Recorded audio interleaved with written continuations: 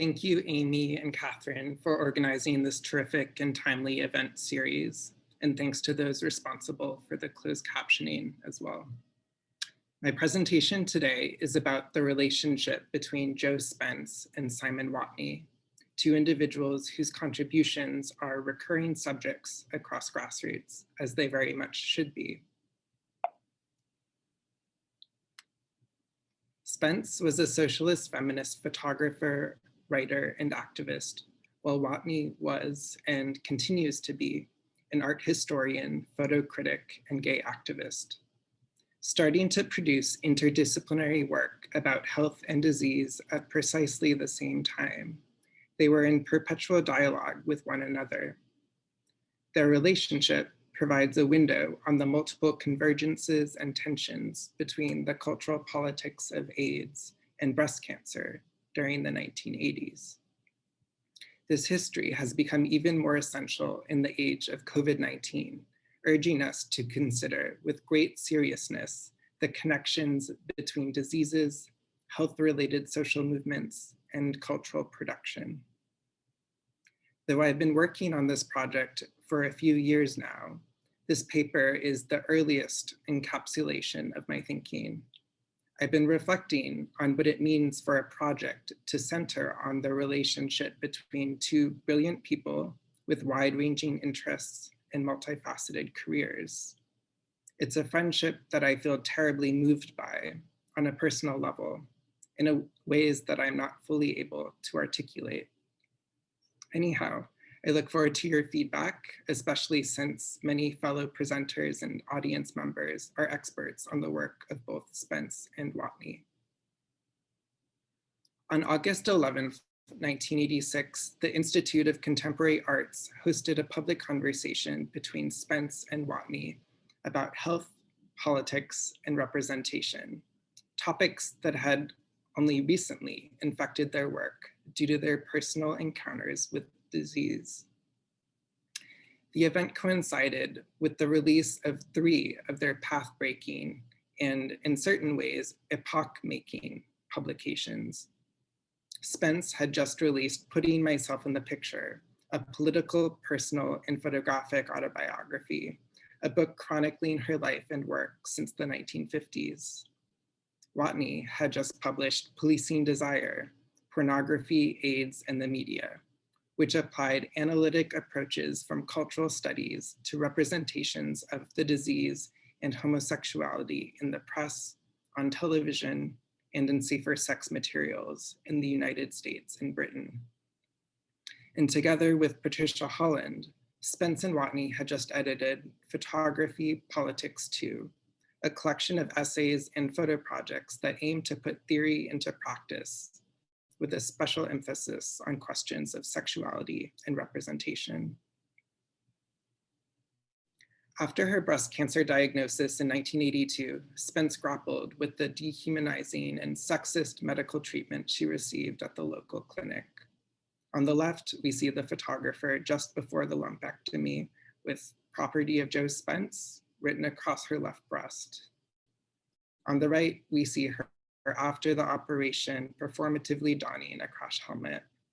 Unhappy with Western medicine, Spence rigorously researched alternative and holistic approaches to health, working collaboratively with Terry Dennett, Maggie Murray, and Rosie Martin to develop powerful strategies to counter medical discourses and representations, as well as to heal, both psychically and somatically. With Martin, a design researcher and activist, Spence invented the practice and theory of phototherapy. In 1983, they met in a course on co-counseling, an alternative form of therapy that was popular with socialists and feminists due to its affordability and non-hierarchical structure. Whereas Spence's focus was her sickness, Martin's was her lesbian identity. Both women were eager to work through experiences related to childhood, class, sex, misogyny, embodiment, and World War II. Incorporating photography into the psychotherapeutic process of co-counseling, they utilized props and costumes to reenact vignettes culled from personal history or fantasy. The sitter would instruct the photographer how and when to take images, which, when developed, became potent sites of therapy and distinctive works of art. As Spence recalled, through phototherapy, I was able to explore how I felt about my powerlessness as a patient, my relationship to doctors and nurses, my infantilization whilst being managed and processed within a state institution, and my memories of my parents. For example, in a session with Martin, Spence tapped into feelings of abandonment by transforming herself into her mother, a war worker who smoked cigarettes on break, something her husband disallowed at home. Like many other children in World War II, Spence was evacuated from London to villages in Surrey, Cornwall, and Derbyshire from roughly age 5 to 10, while her parents contributed to the wartime efforts. This phototherapy session deepened her understanding of intergenerational trauma related to gender, class, and health. Her mother, too, had breast cancer, which led to her death.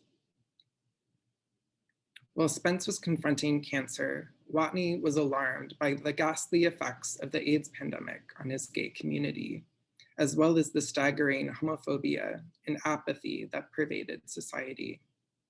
Practically overnight, he became a leading activist and expert on the bewildering disease.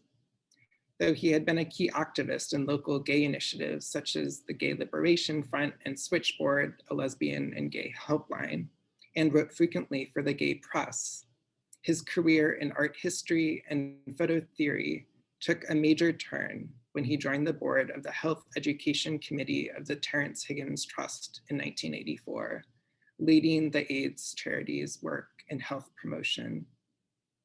This involved educating himself on AIDS epidemiology as best he could by reading extensively and coordinating a working group of feminist and gay health practitioners, researchers, and policymakers to cultivate innovative strategies for safer sex campaigns. Meanwhile, he applied his frenzied self-education to teaching 2 consecutive courses on AIDS and representation to photo students in a theory practice module at the Polytechnic of Central London, or PCL, between 1984 and 1986. After leaving his teaching job to commit himself full-time to these urgent efforts at the Trust in 1986, he revised his lecture notes to write up Policing Desire in 6 weeks' time. The book insisted that, quote, AIDS is not only a medical crisis on an unparalleled scale, it involves a crisis of representation itself, a crisis over the entire framing of knowledge about the human body and its capacities for sexual pleasure, unquote. This was a view that Spence also held regarding cancer. Long before illness restructured their lives, Watney and Spence developed a friendship in the late 1970s through their involvement in the burgeoning field of photography in London, particularly community-based magazines and spaces like Camera Work and Cambridge Darkroom that incubated cutting-edge political discourses and photographic practices. Alongside luminaries such as Victor Bergen, Watney taught at PCL. As a mature student in her early 40s, as well as an already well-known photographer, Spence studied under their supervision at PCL from 1979 to 1982, honing her knowledge of the entangled theories of communication, psychoanalysis, history, and feminism. She was ambivalent about her position as a child in the student-tutor relationship. Watney was about 15 years younger, and as she often noted, could have been her son. Beyond their leftist political commitments, working class backgrounds, intellectual preoccupations, and health-related activism, Spence and Watney had a strong and special bond as friends. During the dialogue at the ICA, both thinkers reflected on how their work had shifted away from the worlds and educational institutions of photography. Now their schedules were filled with visits to hospitals where they lectured nurses, doctors, and social workers on the representation of bodies, the social construction of health, and patient experience. Watney also spent his time going into schools to talk to teenagers about being gay and practicing safe sex. As he mused, quote, "Sometimes I pinch myself thinking, how did I get here?" Unquote. Watney and Spence were interested in how theory operated in the world, how it pertained to their lived experiences in various endeavors, especially their health activism. As she put it, quote, "I'm not a middle-class academic who takes something in, makes something, and writes something about it. I have to find a use for what it is I'm reading," unquote. To this end, phototherapy enabled her and Martin to devise a methodological framework that suited their individual needs. And as to her physical health, Spence's embrace of alternative therapies was informed by feminist critiques of medicine, and it paralleled the ways that many AIDS patients were taking affairs into their own hands by ingesting vitamins and minerals, dieting, and exercising to improve their mental and physical wellness. Her philosophy of self-care taught Watney, as he told me in an interview in 2017, that, quote, "One has to respect people's choices in such situations where there isn't an obvious cure in the absence of other remedies," unquote.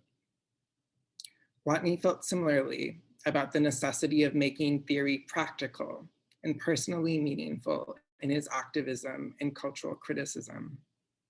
As he communicated to me in an email in 2019, quote, "Neither Joe nor I were doctrinaire, and I think we shared a sense that theory is best thought of as a box of strictly provisional tools to help address particular issues, whether of pleasure or of pain," unquote.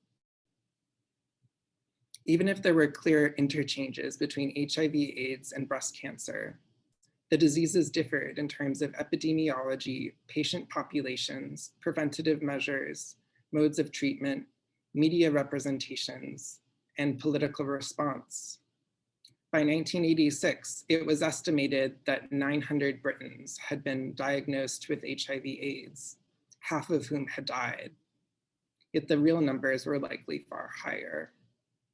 Meanwhile, 22,000 women a year got breast cancer, 18,000 of whom died in its advanced stages. Even if breast cancer was much more common, it was less sensationalized and shameful in public culture.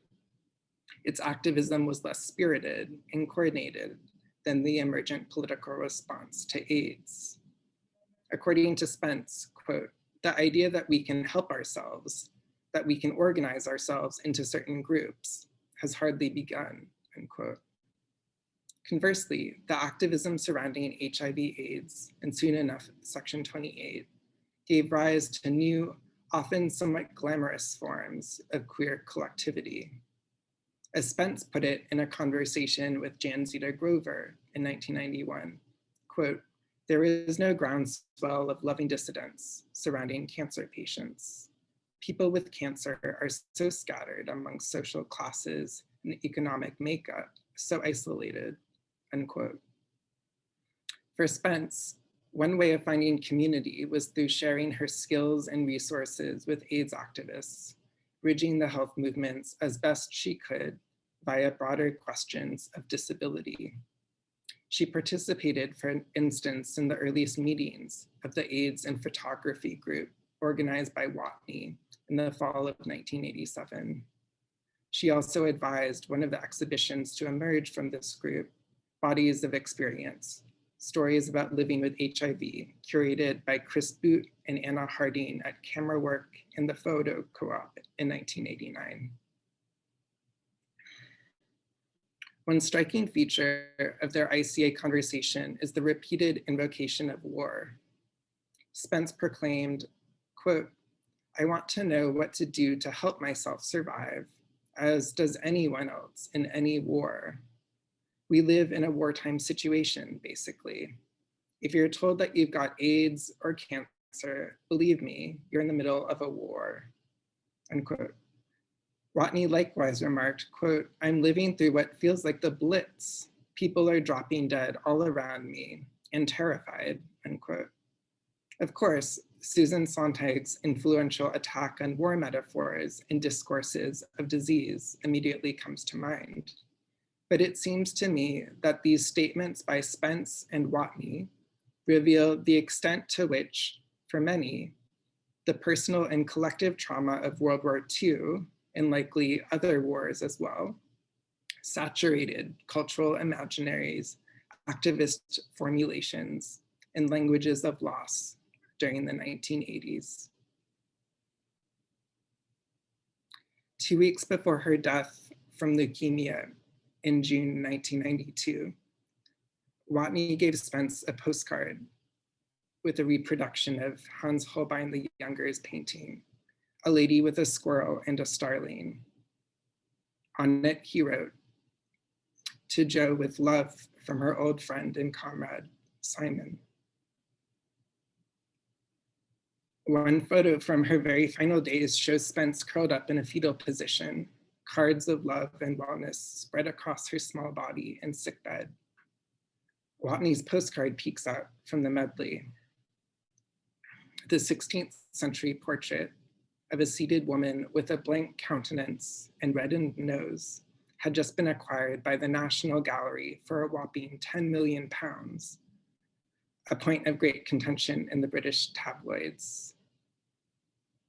In his obituary for his friend, queer filmmaker Derek Jarman, who died of AIDS-related complications in 1994, Watney remembered viewing the charming portrait together. Quote, 10 million pounds, said Derek, beginning to wave his arms around enthusiastically. 10 million pounds, what's that? That's a tank. This was during the Gulf War. It's just one loop of a motorway flyover. There are thousands of bloody tanks, thousands of bloody flyovers. This is unique. It's worth 100 million, unquote. While one cannot be sure what this painting signified to Spence, or why Watney chose its reproduction for her, his peculiar anecdote about Jarman suggests that the gesture was one of tremendous intimacy and affection for a truly extraordinary and beloved person. In a tumultuous decade of deadly epidemics and political transformation, cultural works possessed unique and reparative powers. Photography, criticism, and activism were imbued with therapeutic possibilities. But perhaps, in the end, friendship and comradeship were most vital to surviving the Blitz. Thank you. Thank you so much for that, Jackson. That was incredible. So now I want to introduce our next speaker, Evelyn Worrell Campbell, who will present a paper titled An Aesthetics of Protection, Screening the Queer Body from Harm. Evelyn is a PhD candidate in Film and Screen Studies at the Centre for Film and Screen, the University of Cambridge. Their doctoral research focuses on the work of contemporary queer trans artists with an interest in the politics of visibility, risk, and protection. Evelyn's critical and creative writing has been published in various journals, including Another Gaze, FDBN publications, and Cambridge Literary Review. They also co-convene the Paul Mellon Centre's Doctoral Researchers Network, the DRN, for this year, and please do check out their events. So I'll hand over to Evelyn. Thanks, Amy. I'm just going to share my screen.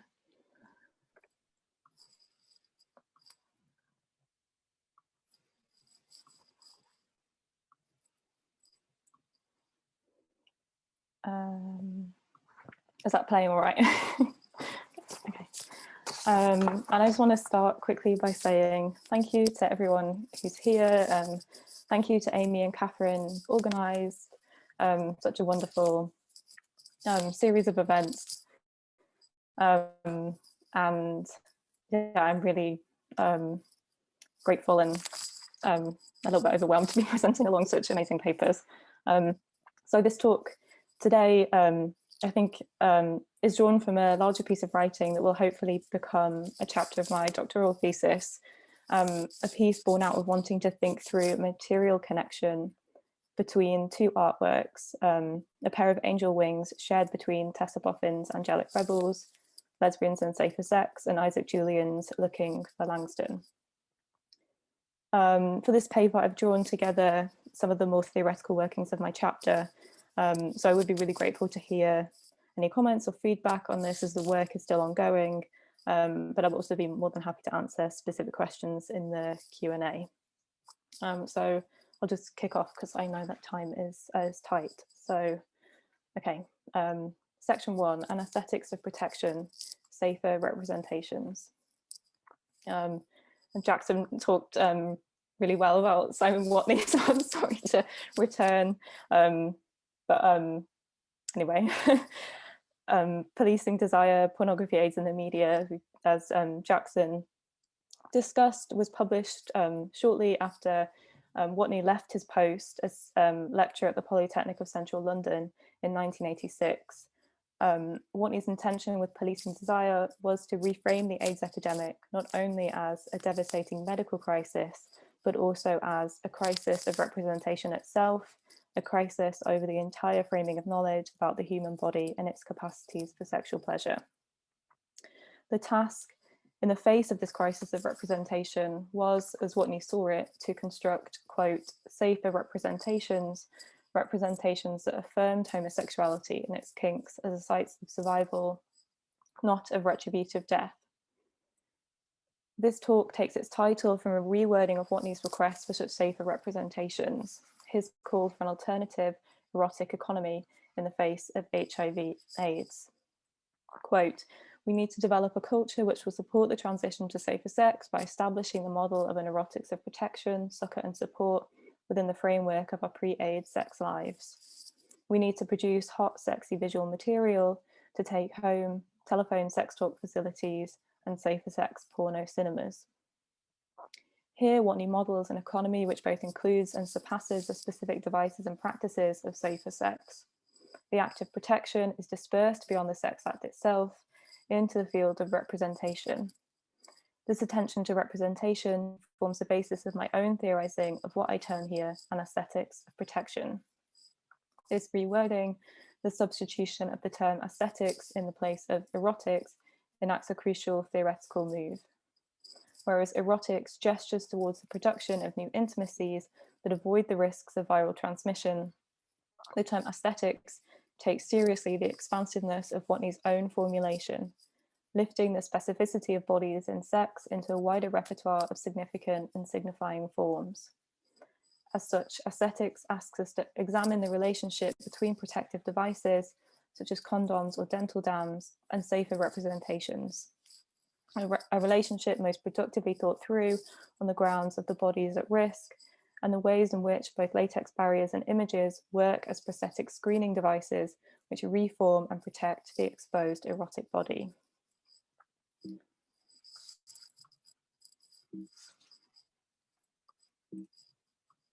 Section 2, removable cloaks. Looking for Langston was Isaac Julian's fourth film, which, like its predecessors, was produced through the Sankofa Film and Video Collective, which Julian had helped found in 1983, with Martina Attil, Maureen Blackwood, Nadine Marsh-Edwards, and Robert Krusch. A collaborative affair, Julian worked alongside cinematographer Nina Kellgren to utilise the full tonality afforded by the 16mm black and white film on which Looking for Langston was shot. Although evading the straightforward label of the biopic, Looking for Langston has been figured as a mode of portraiture, not just of the titular poet Langston Hughes, but of the Harlem Renaissance itself, and the legacies of Black modernism in contemporary Black cultural production. Archival footage and audio recordings are interwoven with the voices and words of Hughes' Harlem associates, County Cullen, Alan Locke, James Baldwin, Richard Bruce Nugent, and Bessie Smith, as well as contemporary figures such as Blackberry, Hilton Owls, Toni Morrison, Essex Hemphill, and Stuart Hall. Alongside these documentary images sit the oneric scenes shot by Julian and Kellgren, which dreamily drift between the hazily demarcated spaces of the funeral parlour, the nightclub, the graveyard cruising ground, and the Norfolk Fens. Looking for Langston mobilises multiple photographic registers and historic citations, including the work of photographers James Van der Zee, George Platt Lyons, and Robert Mapplethorpe, to search out the ambivalent place of the Black body as both subject and object of the gaze, producer and product of the aesthetic text, bearer of desires and support for racial capitalism's own proprietary libido. And it is here, in relation to a medium associated with the fixity of death, that Looking for Langston makes significant interventions. Shadowed by the AIDS crisis, Julian's film makes a claim for the prosthetic and protective power of the image in the face of Black death. It's here that I want to pivot to the writings of Julian's friend and collaborator, the art historian Kabina Mercer, whose evolving reading of Mapplethorpe's work in light of the photographer's own death and Julian's interventions with Looking for Langston provides a view onto the changing valence of photography under the AIDS crisis. Mercer would turn to Mapplethorpe in 1986, following the publication of the Black Book, the photographer's infamous collection of erotic nudes with a crudely literal title. All 96 portraits depicted young Black men in variously explicit poses. In his essay for Photography Politics, Mercer examined the Black Book as a lexical system for the production of a singular sign saturated with a single meaning, the Black male as stand-in for his sex. To exemplify this position, Mercer turns to Mapplethorpe's photograph, Man in a Polyester Suit. This infamous image, taken by Mapplethorpe in 1980, depicts a Black man dressed in business attire. This image serves as a linchpin for Mercer's argument, epitomizing the collapse of the Black man into his sex. As Mercer himself notes, quote, apart from his hands, it is the penis and the penis alone that identifies the model in the picture as a Black man. In his first reading of Mapplethorpe, Mercer identified Laura Mulvey's analysis of patriarchal power's centrality to cinema's specular pleasure. Although where such speculization is seen by Mulvey to stabilize the grammar of sexual difference, in Mercer's argument, the same-sex nature of the desire means markers of difference are transferred to racial signifiers, the most notable of these being the model's Black skin. For the unzipped fly here does not only expose his penis, but also exposes him as a Black man, his bare flesh a legible sign of racial difference. Yet in 1989, Mercer returned to his essay on Mapplethorpe, revising his previous criticisms in light of the artist's newfound and posthumous place at the centre of a homophobic moral panic.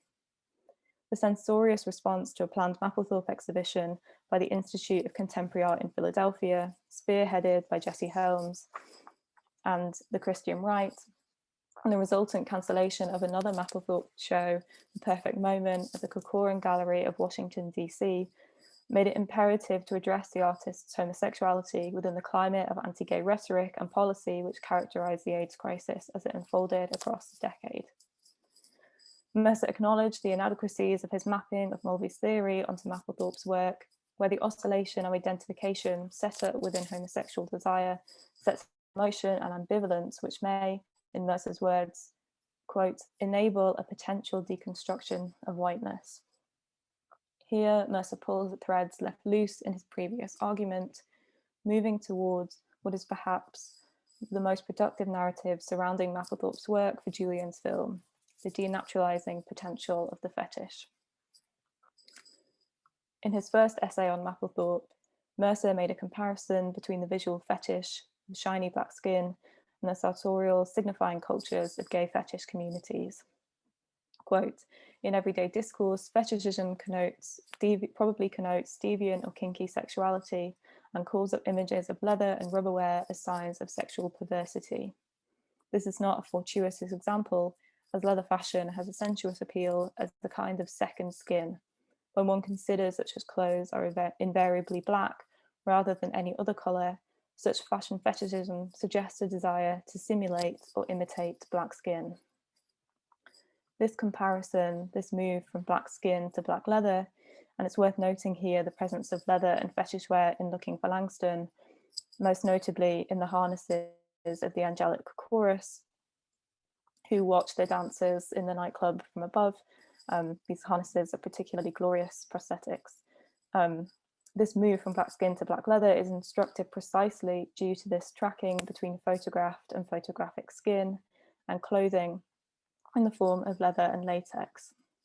As suggested by Mercer's comment that, quote, such fashion fetishism suggests a desire to simulate or imitate black skin, this fetish wear has the potential to transform the body, inscribing desire in sites which are not essential properties of the wearer, but prosthetic additions which can be easily taken off as put on.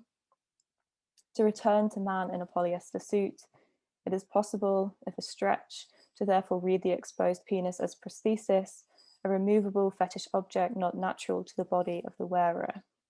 The substitutive logic of the fetish is in direct contravention to the logic of fixed properties.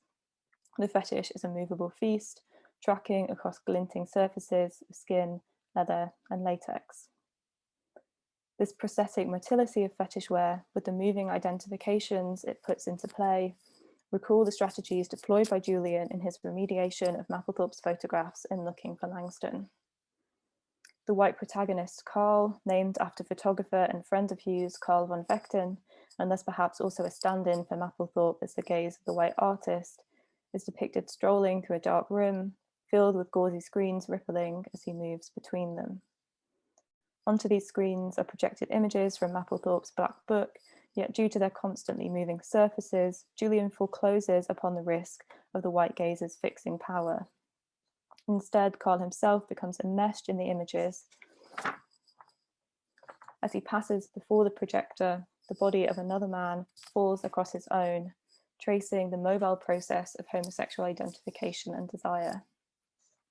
Such screens recall the writings of Kaya Silverman, whose discussion of Looking for Langston traces how the aesthetic object, by numerous formal techniques, has the capacity to illuminate otherwise devalued bodies, encouraging the viewing subject to newly identify with and idealize this form that previously would have been viewed with disgust. Where the fetish essentializes and fixes, Silverman is at pains to stress the non-essential nature of this ideality, its contingency upon the beautifying techniques of the image. In Silverman's words, the body who receives such a gift, quote, would not so much incarnate ideality as wear it like a removable cloak. Although for Silverman, this cloak is rhetorical, it might be seen as moving through the screens and sartorial styles of Julian's film, undoing the fixity of the fetish in their prosthetic motility, a prosthetic motility which can be tracked through a single material object, a shared pair of angel wings. Section 3, the stage of sex. Tessa Boffin's 1989 series, Angelic Rebels, Lesbians and Safer Sex, was included in the touring exhibition Ecstatic Antibodies, co-curated by the artist herself alongside fellow photographer Sunil Gupta. And Flora and Theo are presenting on Tessa Boffin and also Ecstatic Antibodies on day 3. So I would encourage everybody who's here to listen to their much more esteemed presentations. So these 5 photographs allegorize the teaching of safer sex practices via 2 figures, Melancholia, modelled by Boffin's partner Nerina Ferguson, first depicted alone and despondent in the face of the AIDS epidemic, and the Angel of Safer Sex, performed by Boffin, who materializes to provide lessons in erotic praxis and raise her partner to ecstatic bliss. The fantastical mode of these photographs recalled the words of Simon Watney, Boffin's ex-tutor, who in Policing Desire expressed that AIDS had raised the, quote, need to enlarge and expand our sense of the sexual in order to incorporate condoms as new stage props into the theatre of our desiring fantasies. We can explore precisely those aspects of our sexuality which are in a sense dangerous, but which do not expose us to any risk of infection. Voyeurism, for example, exhibitionism, and all the ways in which we escape that central fear of sexual difference that cripples so much of heterosexual culture. And I've just realized I have the wrong quote on the screen. Sorry about that. Here, Watney rhetorically transforms the condom into the stage prop, whereupon the protective device's prosthetic quality contaminates the sex act itself, making of it an equally artificial theatre of desire. The representation of sex as fantastical was part of the health activism of the AIDS crisis, the idealization of an act and the bodies which partook in it, which had been dragged through the mud of deviancy, disease, and death.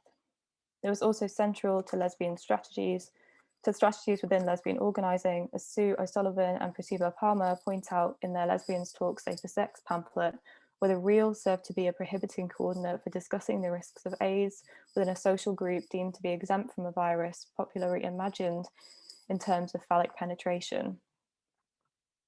Lesbians are not at all women who have never had sex with men or never will, who have never injected drugs or never will. There is no single pure definition of what a real lesbian is, let alone what real lesbian sex is. The third image in Boffin's series depicts the arrival of the angel of safer sex. This angel appears first shrouded in a layer of plastic wrap. Her lover, Melancholia, absorbed in her reading, particularly engrossed in an article entitled Lesbians and AIDS, does not notice, despite the simultaneous appearance of a bottle of lube and a dildo at Melancholia's feet. With arms folded up above her head in a cellophane cocoon, the angel of safer sex assumes the form of one of her devotional objects, a condom. Although the sheet wrap is suggestive of the latex layer of a dental dam, the angel's verticality means she appears as a protectively sheathed lesbian phallus, an enlarged version of the mimetic dildo which accompanied her. In the following image, the cellophane has dropped to reveal another prosthetic, the angel's glorious, glittering harness and wings. The theatricality of Boffin's photographic series is evident through this most conspicuous stage prop, the wings of the titular angels. The harnesses, references to queer S&M sex cultures, which hold the wings onto their wearers, are highly visible. The evident prosthetic quality is central to the fantastical nature of the photographs themselves. These images are an exercise in imaginative transformation, divine DIY, the depiction of anti-essentialist angels who wear their construction on their sleeves. Watney's description of the condom come stage prop is seductive in relation to Angelic Rebels due to the literal appearance of a giant condom. Angelic Rebels literalized Watney's condom prop, taking the implications of the protective barrier beyond his comments to demonstrate the condom as a prosthetic device, akin to the angel wings or the dildo, which might remake the body apart from the real. Despite the fantastical mode of Boffin's Angelic Rebels, the reality effect provided by the bodies on display caused problems for public readings of the images. It was this final image of the series which got Boffin into trouble, deemed pornographic by the Salford Local County Council in their decision taken under the newly introduced Section 28 legislation to ban ecstatic antibodies from touring to the region. Condemnation of the artwork rested on the assumption that Boffin's photograph depicted an act of cunnilingus, an explicitness actually shielded by Ferguson's trousers which the local authority conveniently overlooked or looked through in their evaluation of the image, rehearsing the common homophobic premise that the gay body is always already pornographic, not just sexual, but an image of sex itself. This was not the first time that Boffin's work had faced such censorious disapproval. In 1987, Boffin published a photo essay entitled A Lover's Distance in Feminist Review.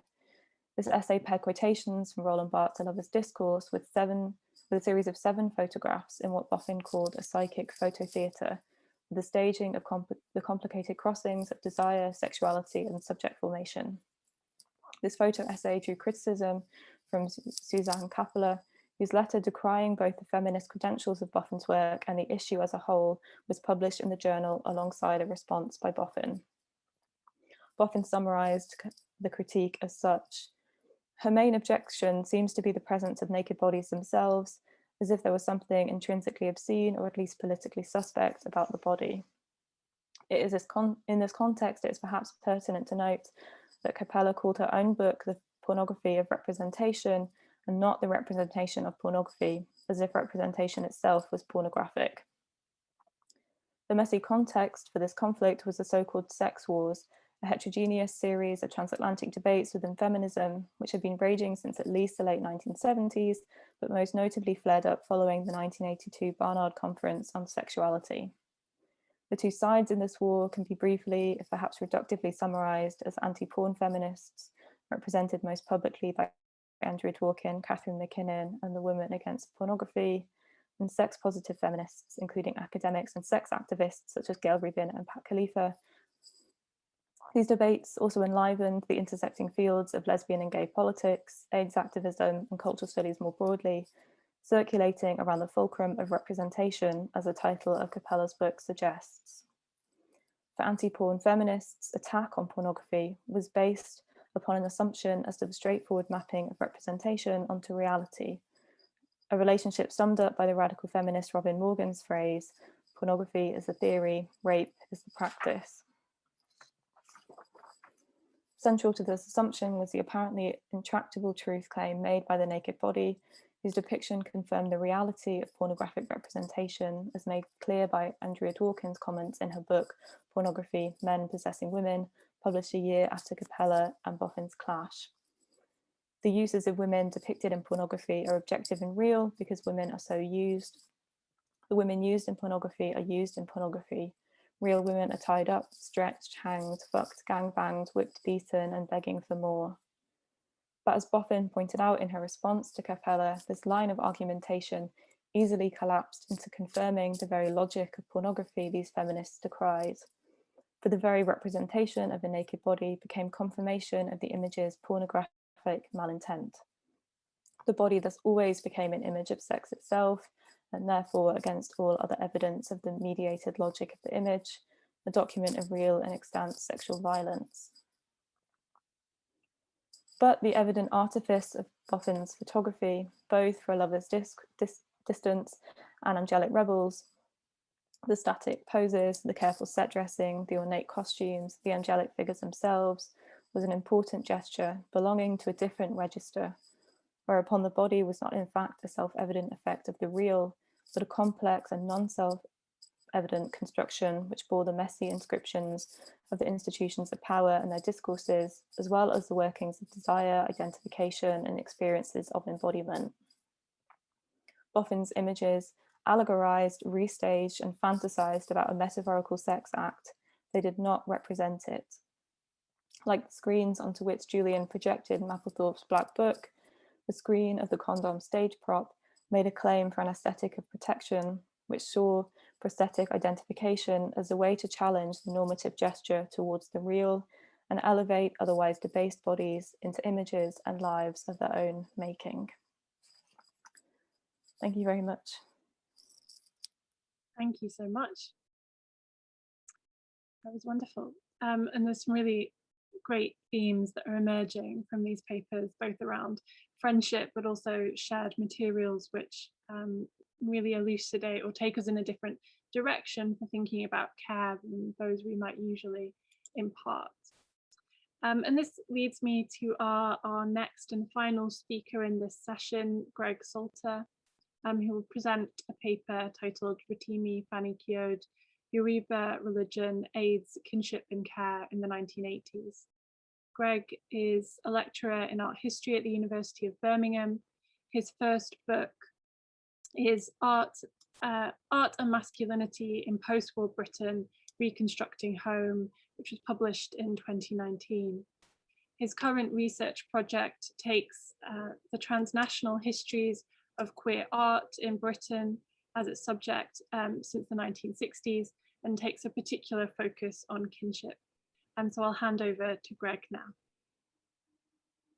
Thank you, Amy. I hope you can all see and hear me okay. What a screen, Amy. Great. Thank you. Okay, so the heart of Rotimi Fani Kyode's photographic practice was a process that he adopted from forms of spirit possession in Yoruba religion. As he explained in the quote from his essay, Traces of Ecstasy, which you can see at the top here, this was a means of challenging and expanding given realities and structures by drawing on what Yoruba priests and artists call a technique of ecstasy. Fanny Kyode's partner and collaborator, Alex Hurst, also rooted the technique of ecstasy in Yoruba practice, describing it, and this is the quote, second quote here, the idea that the Babalawo, the father of secrets, or the priest, goes into an ecstatic trance in order to communicate with the god. Hurst noted that he and Fanny Kyode considered themselves to be doing something parallel to that, while also showing with some humor that two Black men can have sex as a means of communicating with the spirits. The term technique of ecstasy, I should also note, came to Fanny Kyode and Hurst from reading the Austrian artist and anthropologist Susan Wenger's A Life with the Gods in Their Yoruba Homeland. She notes that in Yoruba belief, gods or Orisha are considered ancestors in that they once lived on earth, died, and became spirits. The process of possession, then, is also a moment of disruptive bodily kinship with a being from whom one is descended. In scholarship on Fanny Kyode, the technique of ecstasy has been considered a means of escape or dissolution or transcendence.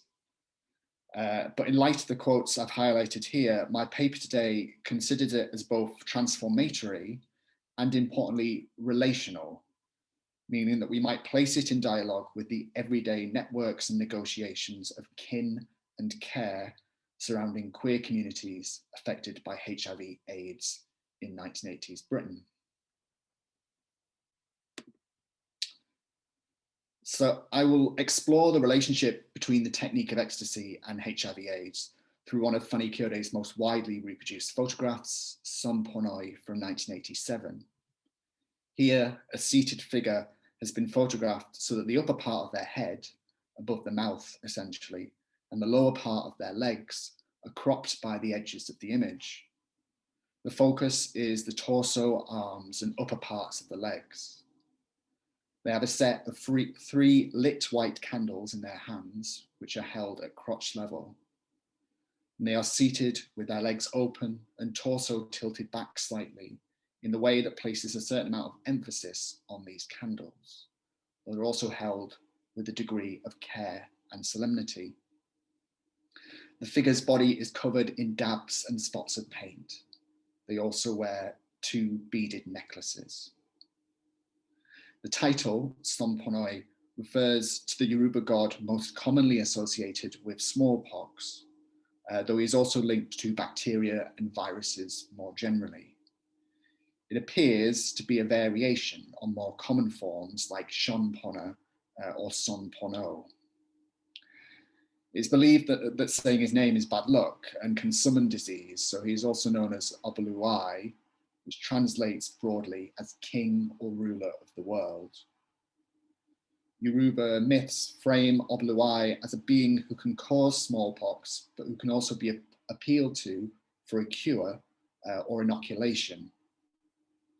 Oboluai's connections to smallpox create obvious parallels to AIDS, particularly the skin lesions of Kaposi sarcoma, common amongst people with AIDS at this moment. I'm staying on this slide, sorry. There are 2 important points to make about Son Ponoi's body markings. First, they have complex meanings in Yoruba religion, where similar markings are applied to the bodies of Oboluai priests during rituals and spirit possession that respond to cases of disease. These markings have been linked to body marking traditions, with paintbrushes acting as a symbolic knife that cuts and draws on the body in a bloodless ritual. This links the marks to the application of medicine and processes of healing, but they also form a kind of mask and have transformative associations for those who have them applied to their bodies, shifting the material body into something more liminal. They act then as markers of both the presence of disease and as markers of the means of combating disease through possession and sacrifice. While the similarities with a person with AIDS are powerful and intentional, an understanding of the complex, interlinked nature of disease and healing in Yoruba culture marks this image as something more than a straightforward equivalent. It fundamentally undermines the boundaries that the spectacle of AIDS, as Simon Watney named it, sought to maintain at this moment, turning the marginalized figure of infection into potentially a figure of healing. Second, the body markings link the depicted figure to Yoruba priests, someone able to undergo the spirit possession that Fani Kyode adapted for his technique of ecstasy. Rather than read Sonporoi as a literal image of possession, however, I suggest we think of it as concerned with the possibilities of possession, that it works as an invitation to communion.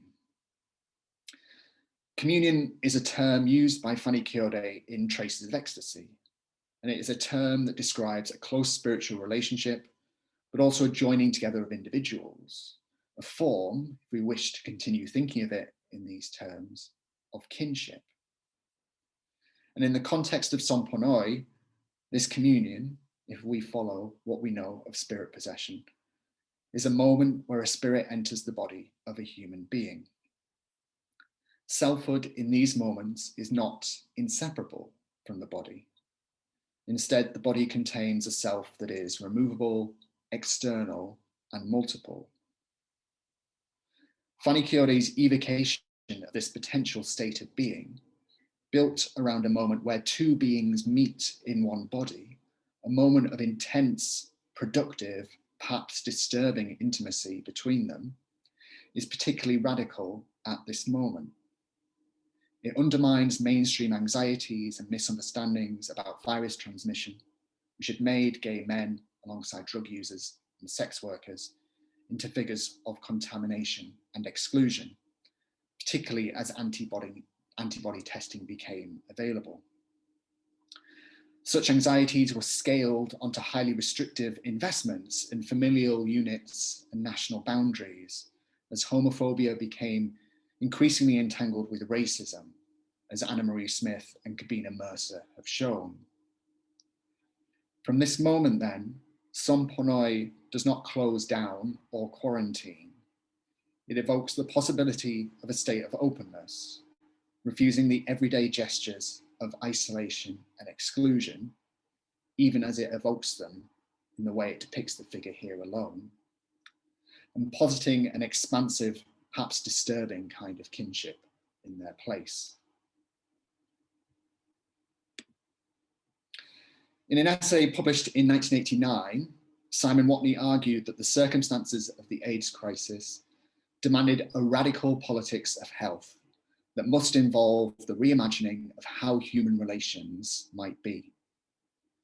For Watney, this meant returning to the idea of community, but not in the traditionalist, anxious sense of the term that dominated amongst Thatcherites, nor in the reassuring, liberal understanding of it either.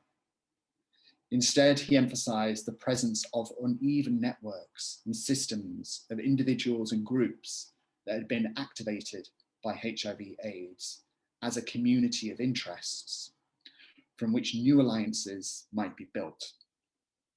In the remainder of my paper, I'm going to point to the community of interests that was called into being by HIV/AIDS and consider Sonpornoi's close, though never straightforward relationship to them.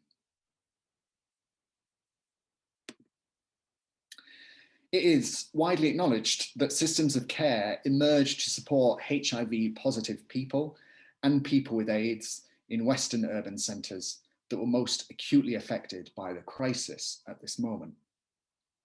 For instance, in the UK, the Terence Higgins Trust established a buddy scheme where people volunteered to act as buddies for people with AIDS. In an early 1988 article for the Pink Paper, Sue O'Sullivan's opening definition, buddy, USA colloquial, pal, brother, emphasized the term's connections to a form of improvised kinship. Alongside buddies, there was Frontliners, a support and social group for people with AIDS, or AIDS-related conditions that focused on how to live with AIDS, how to fight the virus, and how to adopt a positive approach to life. By April 1988, frontliners had been given an office at St. Stephen's Hospital in West London to help hospital staff care for people with AIDS, largely by offering help with making benefit claims and transitioning back to life in the community after a stay in hospital. This intermingling of grassroots organisation and institutions reflected the gradual development of more formal HIV/AIDS focused centres that offered beds, counselling and social groups, such as London Lighthouse, which opened in West London in September 1988, and Landmark, which opened in South London in July 1989. In addition to these physical spaces, there was also telephone helplines that could offer information and support. Similarly, these ranged from the grassroots, like the London Lesbian and Gay Switchboard, established in 1974, but which quickly became the leading source of information on HIV/AIDS early in the crisis, and the more formal and not necessarily queer staffed, such as the National AIDS Helpline, set up in late 1986.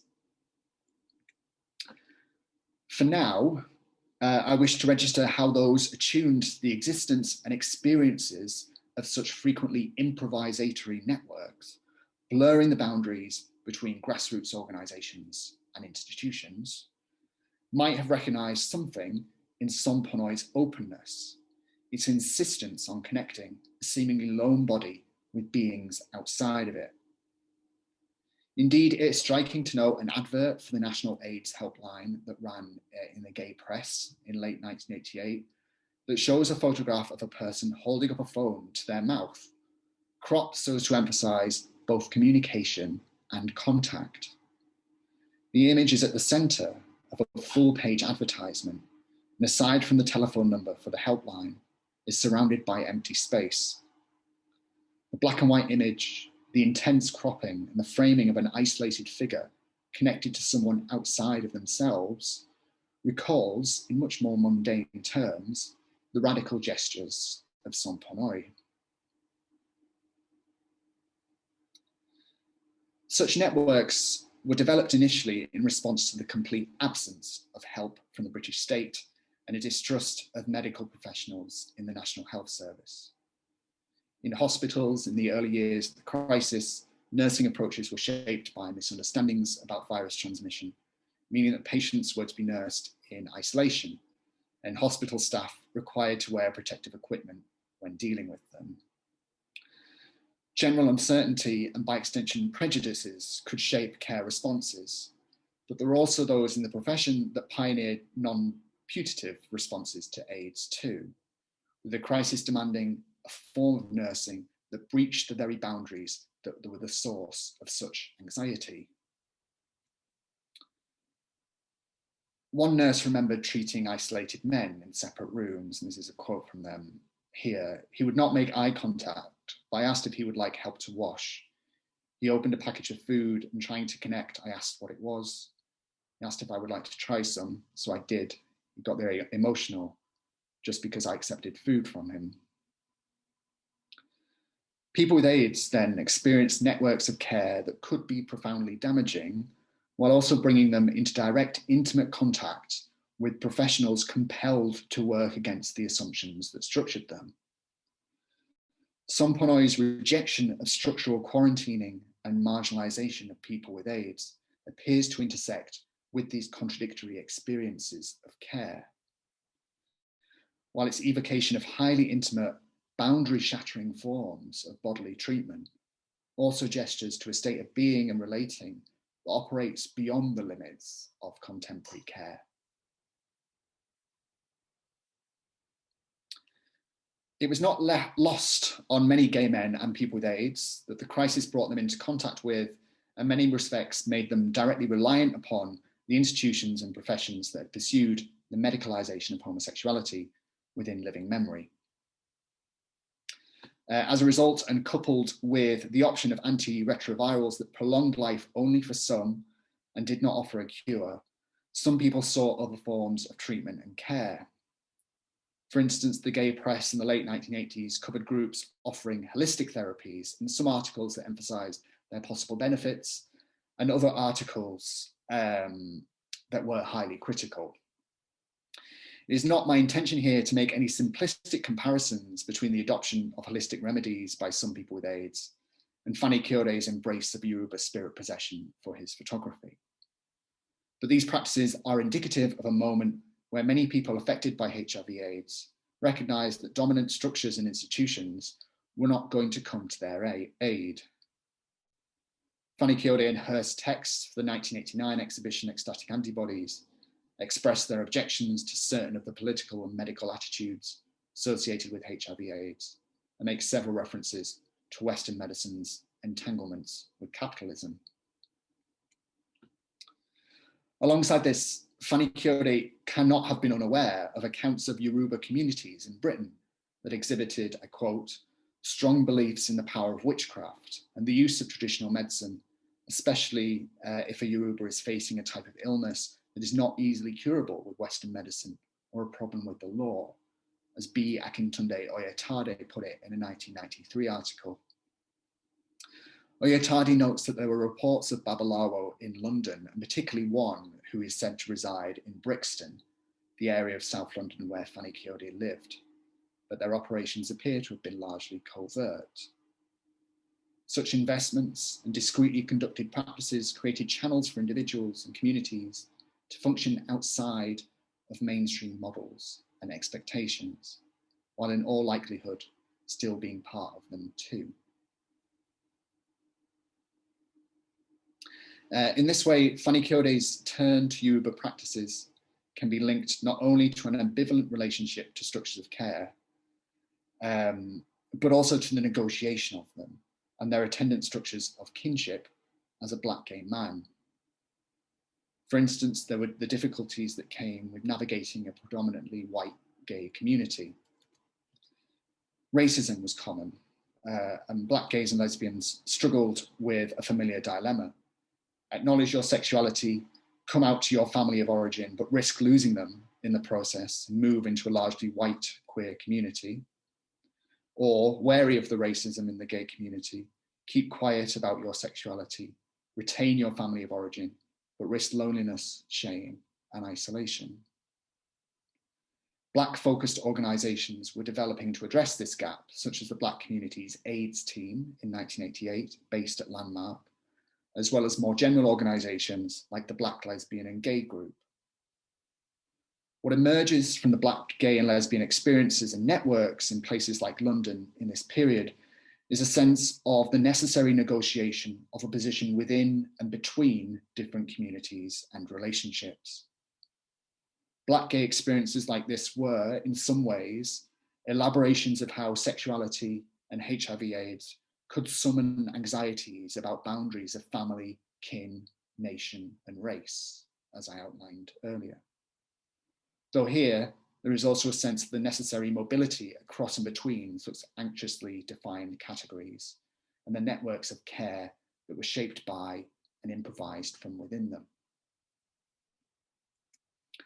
In this light, Somponoi's depictions of potential bodily porosity and its gestures to a state of being occupied or displaced by a being other than yourself resonates perhaps with the ambivalent negotiation of familiarity and strangeness demanded by this necessary mobility that might have been familiar to Black gays and lesbians. To be clear, I'm not suggesting that spirit possession acts as anything as simple as a kind of equivalent to Black queer experience for Fanny Kyode, but that its simultaneous effects of intense interbeing communion and uprooting of the self may have felt particularly resonant. I should note here, to finish, the intensely ambivalent connotations that a term like kinship has in Black diasporic histories, particularly when we acknowledge scholarship by the likes of Hortense Spillers and Saidiya Hartman on the continuing relationship between slavery, kinship, and gender. At the same time, kinship is a consistent presence in Fanny Kyode's photography, such as in A Bhikkhu Born to Die, this series here, amongst others. And the longer essay from which this paper draws addresses these images and kinship's relationship to slavery in Fanny Kyode's work. But in this light and in closing, I want to emphasize that I'm not convinced that Somponoi and Fanny Kyode's photography more generally can be made to articulate a model of kinship or community in straightforward or entirely productive terms. Here, I am resisting the idealization of certain aspects of queer kinship that developed in relation to HIV/AIDS. Instead, in outlining the web of relations that Somponoi evokes and mobilizes, this community of interests, as Watney calls it, I've sought to maintain its ambivalence, the simultaneous belonging and unbelonging of kinship to which Fanny Kyode was attuned. In this context, spirit possession, the sense of being gripped and altered by something outside of yourself, becomes a language of kinship amidst HIV/AIDS. Thank you for listening.